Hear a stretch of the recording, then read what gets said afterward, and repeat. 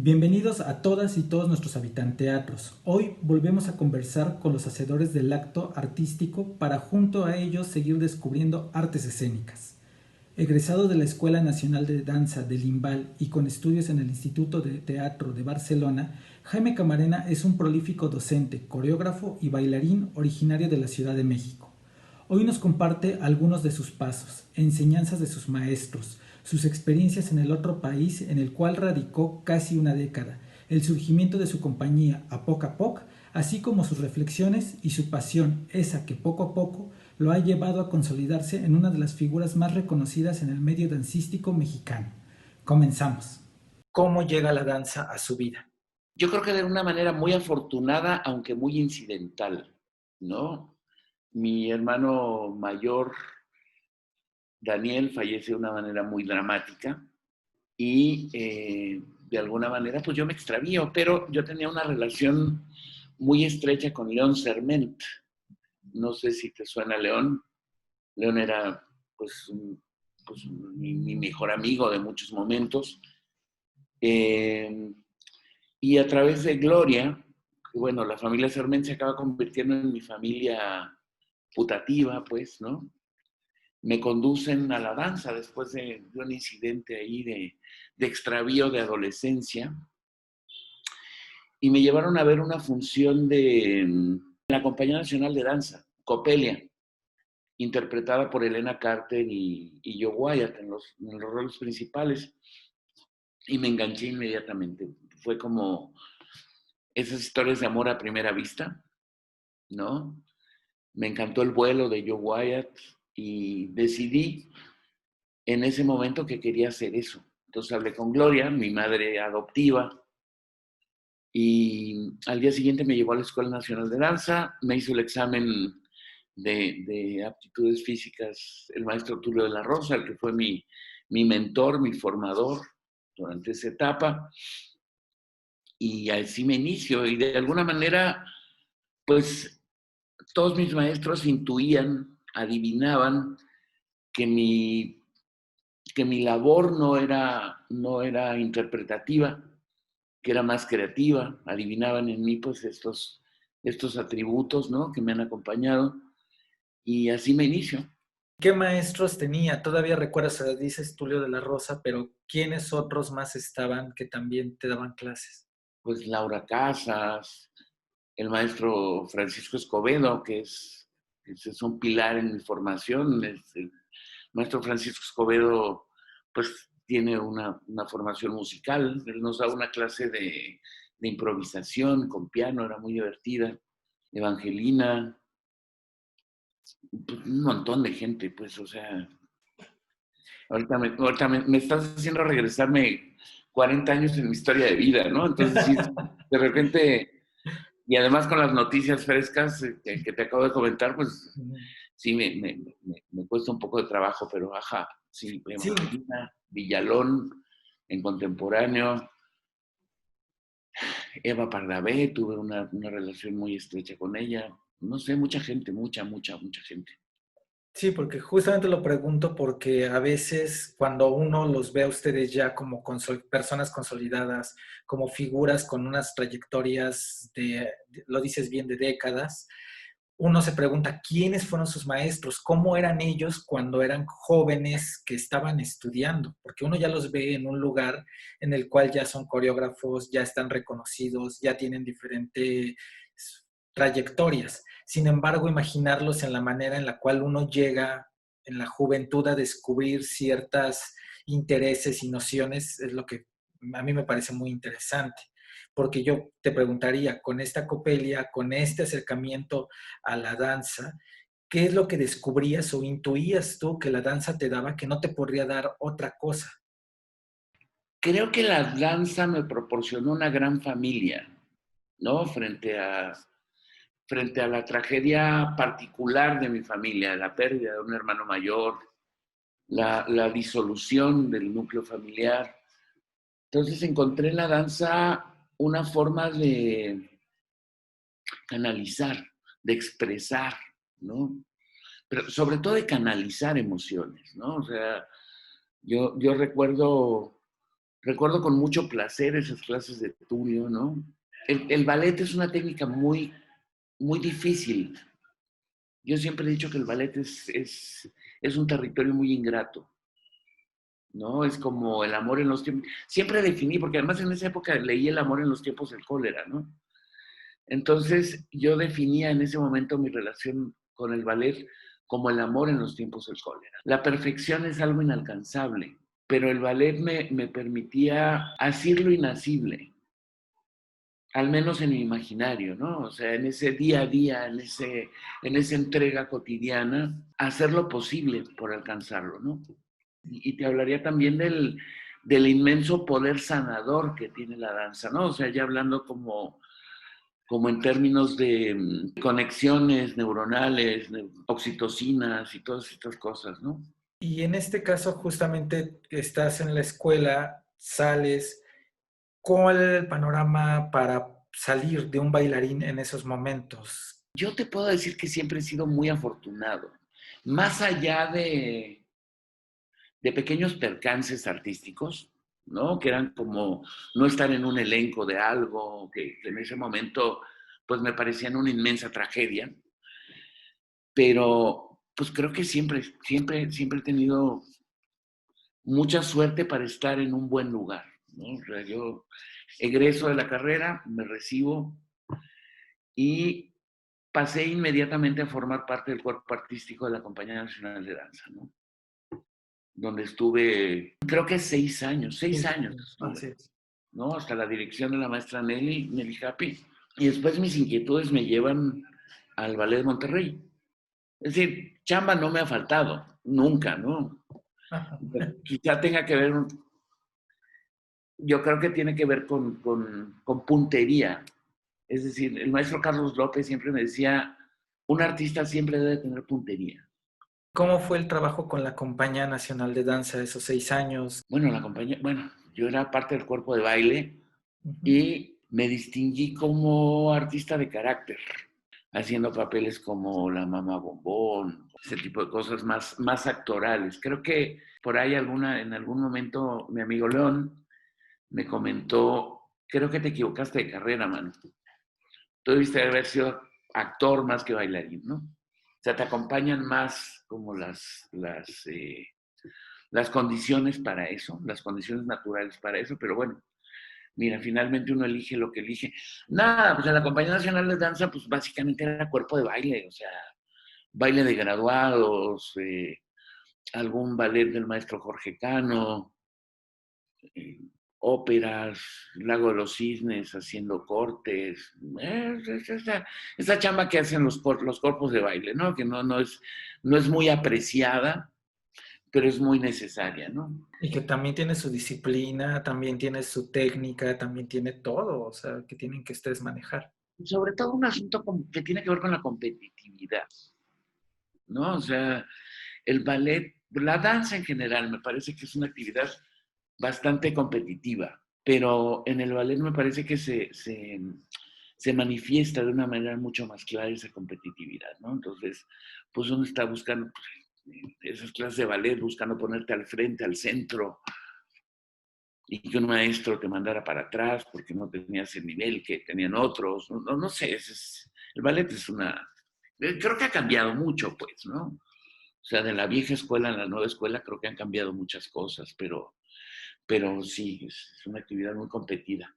Y había que dar un esfuerzo mayor, por lo que escucho, o sea, justamente era como siempre tratar de estar dando más para que te vieran, para que pudieras estar al frente, por así decirlo.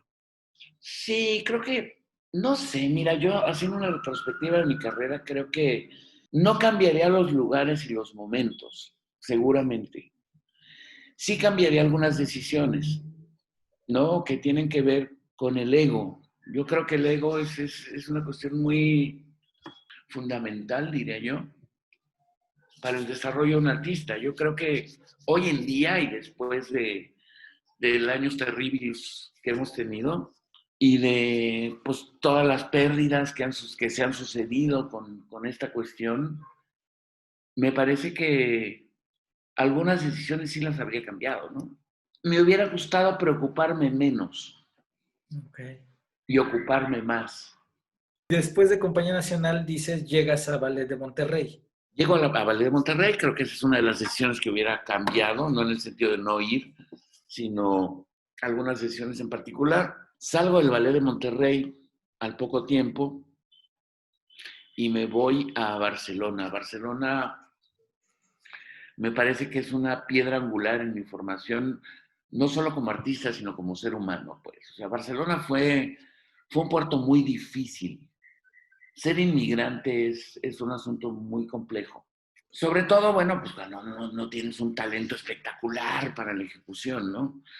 Y pues ahí aterrizo en un territorio que con los años me dio mucho, pero en ese momento fue muy difícil, ¿no? O sea, yo venía, claro, de empeñar en ser ese bailarín con doble tour, caído en todas las posiciones, este, 6 piruetas. Pero llego a Barcelona, que era en ese momento, pues con los Cés Gelabert, María Rovira, Giovanni, la Anónima Imperial, Bebeto Sidra, toda esta gente, pues una, una de las arterias de la danza contemporánea en Iberoamérica, en el mundo ibérico, pues, ¿no? Llego a Barcelona y ahí es donde hago mi revolución personal, ¿no? Donde paso del ballet a la danza contemporánea, las técnicas somáticas, ¿no? Ahí conozco, bueno, de entrada en el Instituto del Teatro, que no es una técnica somática, pero bueno, ahí conozco la técnica de José Limón y empiezo a tener contacto con el release y este tipo de cosas, ¿no? Yo siempre fui un bailarín distinto en la Compañía Nacional de Danza. Mi forma de vestir, mi forma de actuar, es decir, como que mi anhelo de ser clásico no se correspondía con mi naturaleza, pues. Ok. ¿No? Yo me acuerdo mucho un día que llevaba yo, cayó, cayó en mis manos una bata como japonesa, negra. Entonces, pues yo aquel día llego a la clase de ballet y antes en el calentamiento, pues yo llego con mi bata, era una bata muy larga, como hasta las pantorrillas, ¿no? De manga corta, manga ancha. Y en ese momento la maestra Nelly Happy me dijo, te vas y te quitas eso, chato, ¿no? Era como, sí, había algo mío que era distinto. No mejor, no peor, pero era distinto, ¿no? Yo empezaría, bueno, preguntaría primero, ¿cómo es que decides irte a Barcelona? O sea, eso me parece como interesante porque justamente tú dices, irte a un país extranjero, llegar como migrante, una dinámica que iba a ser muy diferente a la que ya estabas viviendo aquí, que si bien dices, tuviste varios momentos en los cuales había rebeldía, pero también conocías este contexto. Entonces, ¿por qué irse a Barcelona en primera instancia? No sé. Eh, yo había estado como bregando mucho por una beca en Leipzig con Dietmar Seifert, un coreógrafo que vino a montar la consagración de la primavera, su versión de la consagración de la primavera de Stravinsky. Yo recuerdo que en ese momento, pues comenzaba mi afición por la labor creativa como coreógrafo. Y en algún momento, Dietmar, estaba yo haciendo un experimento coreográfico con Carmen Correa, y entonces aquel hombre estaba en la puerta, se acercó a la puerta del salón, observó. Me gustaba mucho quedarme en la compañía por las tardes, cuando se iba todo el mundo, como a experimentar. Y el maestro Francisco Martínez, el gordo, siempre me dijo que mis aptitudes eran más creativas que interpretativas, ¿no? Cosa que en su momento pues, me lesionó, fue como, ¿cómo, no? O sea, yo sí quiero bailar Basilio de Don Quijote, yo sí quiero hacer Flamas de París.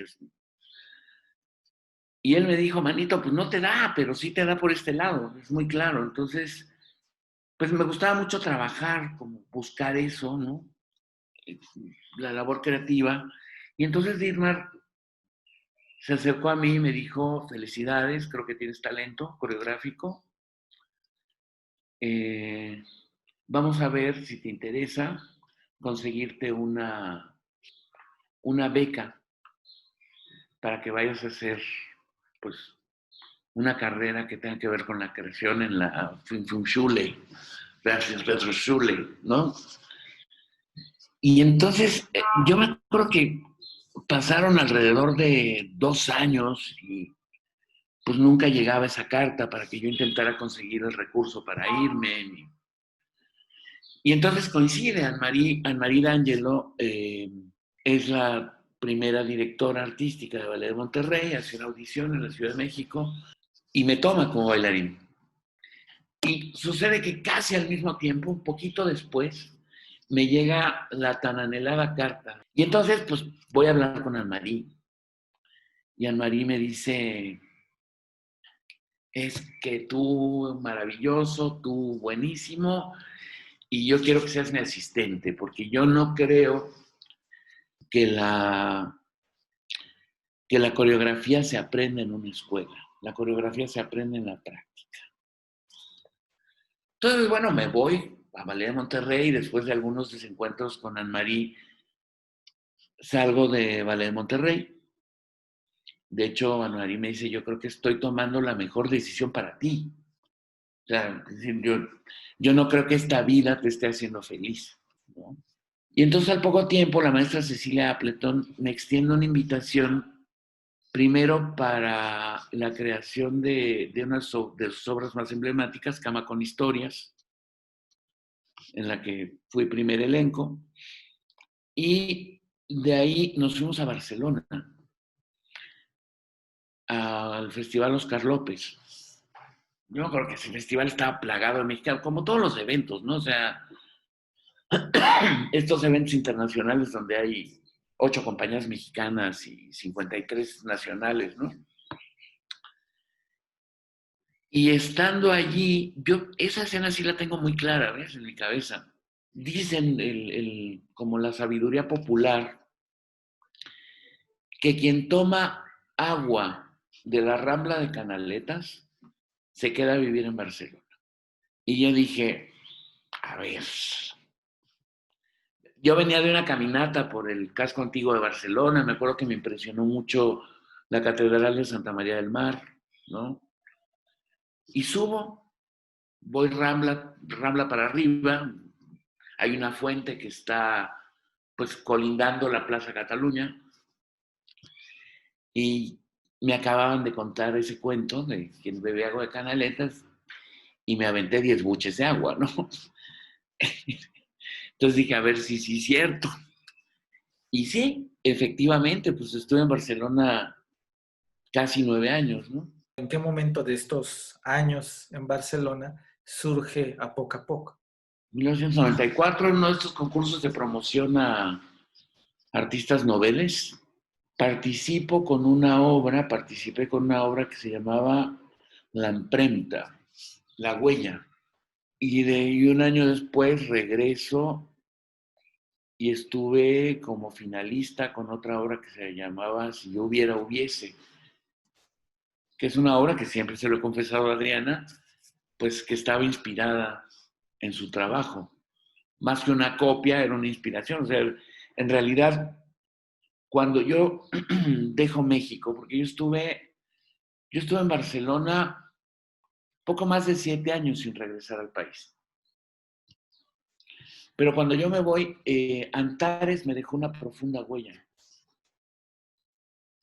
¿no? O sea, yo creo que tuve 2 referentes muy claros. Marco Antonio Silva con Utopía y Antares, de Adriana Castaños, ¿no? Entonces, bueno, en ese momento construyo esa obra, llego a la final y ahí como que se define mucho mi labor coreográfica, mi búsqueda coreográfica, ¿no? Ahí es 1994, que es la primera aparición que tengo con A Poco a Poco. Y en este caso, ¿cómo surge? Ya lo planteas, pero ¿cómo se va dando la idea de ser coreógrafo? ¿Cuál era la línea que ibas a, como qué es lo que querías decir? ¿Cuál era esa línea que tú querías ir hablándonos? Como mi llegada a Barcelona. No, yo mira, no sé. Yo creo que hay cosas que tienen que ver mucho con el deseo más que con la razón, que con una estructura muy definida de cómo quieres llegar. Es un poco como la cantera. La cantera es otro ejemplo de mi vida, pues, ¿no? Yo sabía que quería, en el caso de la cantera, pues, generar un espacio, pues, abierto, buena onda.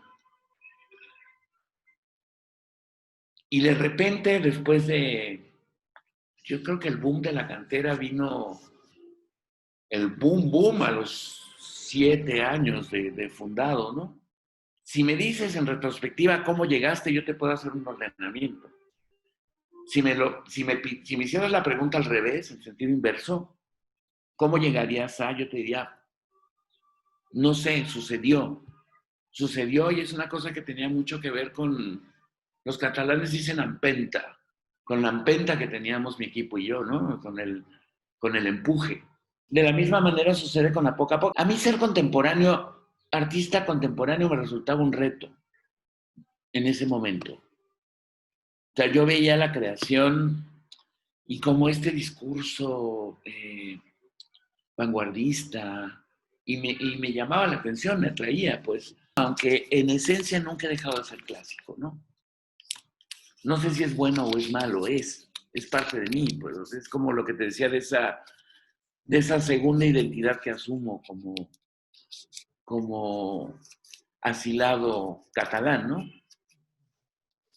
Es una cosa que es así. Entonces, a mi regreso a México, pues también, claro, después de 7 años de estar, yo me acuerdo que en algún momento de mi vida me dieron un contrato en un parque temático, PortAventura, en Tarragona. Pues chamba de parque temático, chamba de bailarín. Y me dieron chamba en un lugar que era Teatro de Sombras. Ahí es donde conozco la técnica del Teatro de Sombras y fue un gran descubrimiento. Pero una de las líneas temáticas del parque, uno de los lugares, era la cantina mexicana. Entonces yo recuerdo, pues yo llevaba ya 6 años, 5 años sin regresar al país, con una tremenda añoranza, no existía esto que estamos teniendo, ¿no? O sea, era un momento todavía de cartas manuscritas con mi familia y yo recuerdo haber ido con un par de amigos andaluz, bueno, un amigo catalán y un amigo andaluz. El día que firmamos el contrato estábamos dando una vuelta por el parque, íbamos a la cantina mexicana y en ese momento con un mariachi comienza a sonar la canción Mixteca. Y me tiro a llorar, ¿no? O sea, me entra una cosa ahí de nostalgia, de añoranza. Y recuerdo que a partir de ese momento, yo creo que eso sí lo tengo muy claro, soy como muy, muy consciente de mis sentidos, ¿no? Eh, Me asomo al balcón en aquel departamento que ocupábamos Max y yo, Silvia y yo, en Barcelona, que estaba dirigido hacia el mar, y me empieza a llegar extrañamente un olor que no era olor de mar, era olor a tierra mojada. ¿Sabes? O sea, era una trampa de los sentidos. Y a partir de ahí me vuelvo un tipo tremendamente nostálgico en Barcelona. Entonces, bueno, se junta, en ese momento estaba yo haciendo teatro musical, estábamos haciendo West Side Story, ya era como el final de mi carrera como bailarín. Por un lado estaba yo haciendo musical y por otro lado, pues mis experimentos coreográficos. Y pues logré comprar un boleto de avión, vengo a México y Cuauhtémoc Nájera, mi amigo de muchísimos años, me pide que reponga una obra de Marco Antonio Silva, En espera de Ulises, una obra que bailamos y que fue galardonada con el premio Imba Guam en el año 17 Piedra.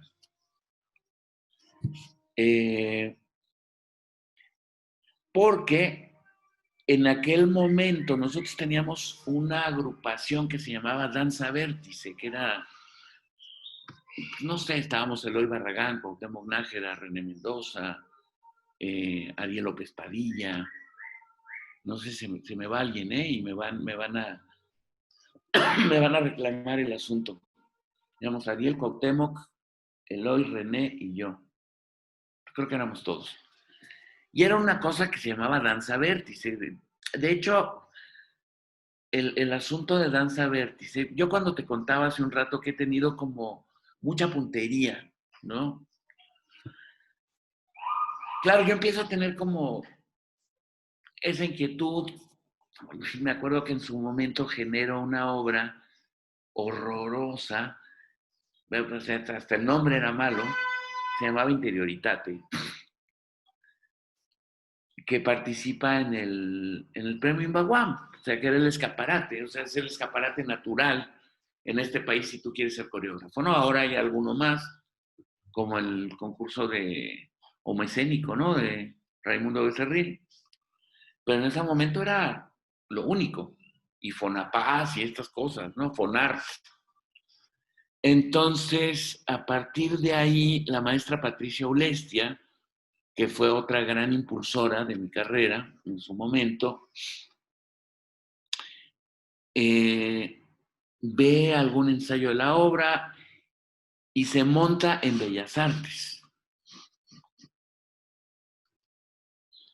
Y a partir de ahí, Rosario Manzanos, que no era dirección de Danza UNAM, era una coordinación de danza de la UNAM, me invita a una temporada que se llamaba Solo para Hombres. Y entonces la anécdota, en ese sentido, también me acuerdo mucho de esa anécdota, es que pues yo empiezo, claro, recibo la invitación con mucho gusto para estrenar obra en Bellas Artes, en la Sala Covarrubias, y me llega una carta, yo empiezo a hablar pues, con mis allegados, nadie confiaba en mi talento coreográfico, era yo un jovenzuelo imberbe, y en ese momento había unos lavabos en el vestidor de varones de la Compañía Nacional de Danza. Yo tenía esa carta en la mano y sucede que me doy por vencido en ese momento y arrugo ese papel en el momento, y lo estoy tirando en el momento en que entra Cuauhtémoc al vestidor. Recoge ese papel, me dice, ¿qué es esto? Le dije, pues es una invitación, pero pues no la armo, chavo. Me dice, ¿cómo que no la armas? Vamos a armarla. Y entonces a partir de ahí sale esta iniciativa de Danza Vértice, ¿no? Pues con Cuauhtémoc como un socio, un socio y un afecto, pues que ha sido toda la vida, pues, ¿no? Entonces, pues un poco de ahí surge y un poco de ahí se va construyendo esa quizá por esas palabras del Gordo Martínez, ¿no? De tu talento coreográfico. Yo creo que soy un tipo que compra mucho las películas, ¿no? ¿Cómo ves el panorama dancístico? Llegas de Barcelona, empiezas a entrar en el contacto con todo lo que se hacía. ¿Cómo ves ese panorama mexicano? Y ahora ya a 2020, 21, ya iniciándolo, justamente, ¿cómo ves ese panorama? Durísimo. El gremio de la danza contemporánea se enfrenta, el gremio del arte en general, ¿no? Pero el gremio de la danza contemporánea, pues se enfrenta a un impasse muy duro. Yo creo que nosotros no hemos sabido, y digo nosotros en términos generales, no hemos sabido generar empatía con el público. La danza contemporánea no le gusta a nadie, bueno, le gusta a muy poca gente, que creo que es una realidad, ¿no? Y no solo es la falta de empatía que tenemos con nuestro público, sino también la educación, también hay un vacío educativo, ¿no? O sea, no es solo responsabilidad nuestra como gremio. Durante muchos años se habló de los apoyos que teníamos los artistas mexicanos con el FONCA y que generó una suerte de renacimiento cultural en México. No sé qué fueron 20 o 25 años de vida del FONCA, donde yo creo que los procesos eran democráticos, yo creo que eran transparentes, pese a lo que digan los detractores del sistema, ¿no? Me parece, y doy fe, ¿no? Que era un sistema pues de méritos. Hace poco hablaba con Claudia Lavista y me decía, amigo, ¿cómo elegirías al primer violín de la Orquesta Sinfónica? ¿Por méritos o por democracia? ¿Tú qué lugar crees que tendría que ocupar, no? A mí me parece evidente, aunque soy de esa clase artística beneficiada por el FONCA durante mucho tiempo, pero yo creo que tampoco fue en vano. O sea, Delfos ha generado infinidad de generaciones, muchísimas generaciones que han devenido en grupos muy importantes como Lux Boreal, por citar solo alguno, y que han proyectado la danza nacional al extranjero. O sea, estos programas nos proyectaron al extranjero con éxito. Es decir, no salimos al extranjero para no llegar al quinto partido. Creo que llegamos al quinto partido, ¿no? Gracias al apoyo del FONCA pudimos abrir un espacio como La Cantera, que resultó ser durante pues, muchos años una arteria de la danza nacional. Entonces creo que por ahí también hay una oportunidad. Justo yo tengo algunos años y no soy un vidente con respecto a esto, ¿no? Yo creo que las artes escénicas tendrían que haber comenzado su migración hacia las plataformas digitales, pues al menos hace unos 10 años, ¿no? En búsqueda de otros públicos o en busca de ampliar esas posibilidades, ¿no? Soy un firme defensor de las artes vivas. Me entusiasma el teatro, ese chocolatito que te da el teatro, ¿no? El montaje de luces y esas cosas, el enfrentarte a un público, el aplauso. Soy fan, pero creo que pues esta pandemia viene a plantearnos serias dudas con respecto a nuestra vida misma, ¿no? Creo que estamos enfrentando pues uno de esos momentos históricos que puedan equipararse a la Segunda Guerra Mundial o esos hitos de la historia mundial, ¿no? Donde la danza pues no es consumo básico. Es muy importante la danza, o sea, también defiendo mucho el poder sanador de la danza, la generación de estas hormonas del placer, o sea, justo estaba hablando con un maestro psiquiatra. Le decía, me encantaría poder hacer un estudio donde podamos legitimar eso, de como acercarnos a la ciencia y que la ciencia nos ayude a legitimar la importancia de las artes en general, ¿no? Y creo que esa es una chamba que tendremos que hacer a partir de ahora. Sí creo que las artes son básicas. Creo que tienen que estar, al parecer dije una cosa contraria a esto, pero sí creo que tienen que estar en la canasta básica de consumo humano, ¿no? Lo que pasa es que la sociedad no lo considera parte de la canasta básica. Es decir, la canasta básica es pues comer, tener techo, ¿no? Pero me parece que las artes en general, las artes escénicas, pues mi principal argumento es que producen bienestar. Tenemos la posibilidad de producir bienestar, ¿no?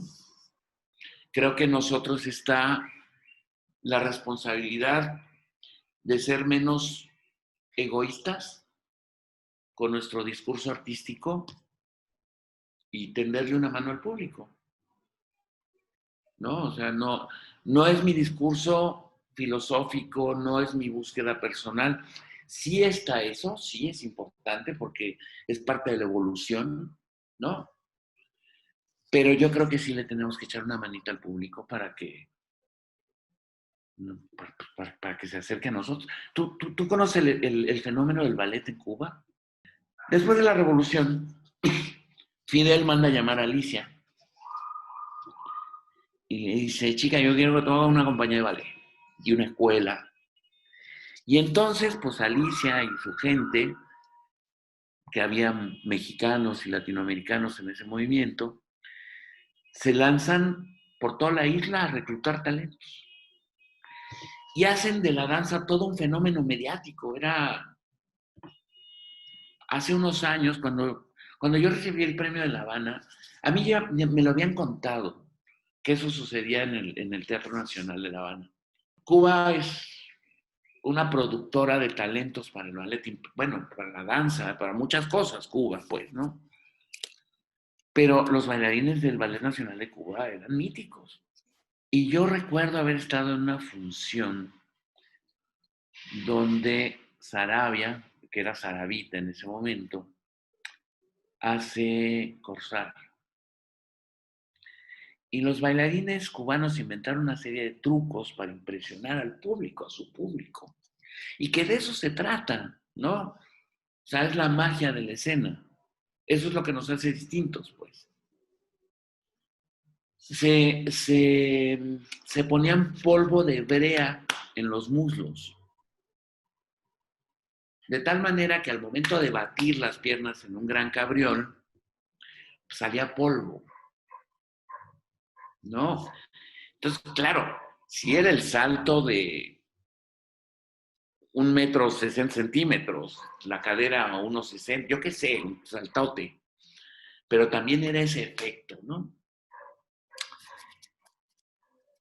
Y ese teatro se venía abajo en aplausos, se venía abajo en gritos, en admiración.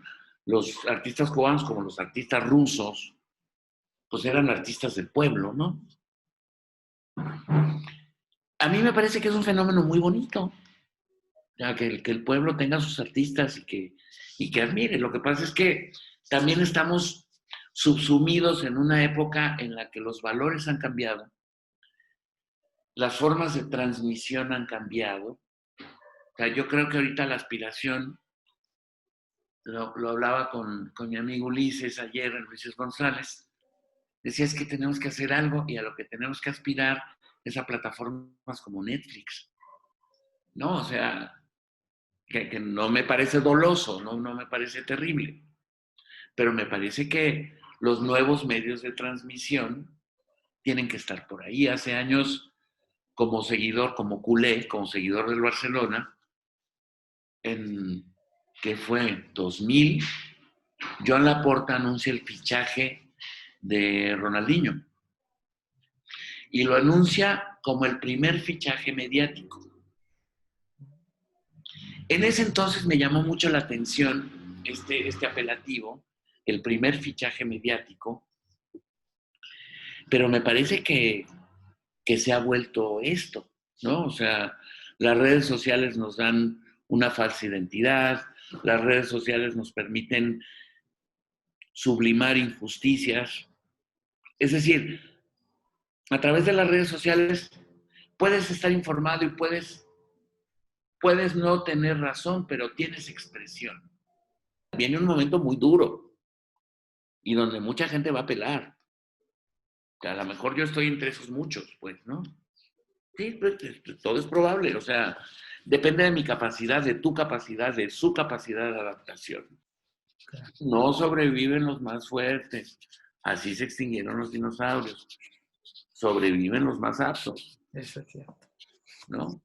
Entonces, pues hay que ser apto para sobrevivir en las artes escénicas. Eso es lo que yo veo. Viene un panorama duro, es una glaciación, pero pues el que tenga la capacidad de fabricarse abriguitos es el que va a sobrevivir.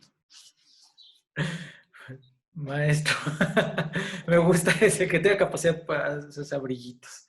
Maestro Jaime, muchas gracias. Ulises, yo me la pasé bomba. Teatro Ciudad de México, escenarios que transforman.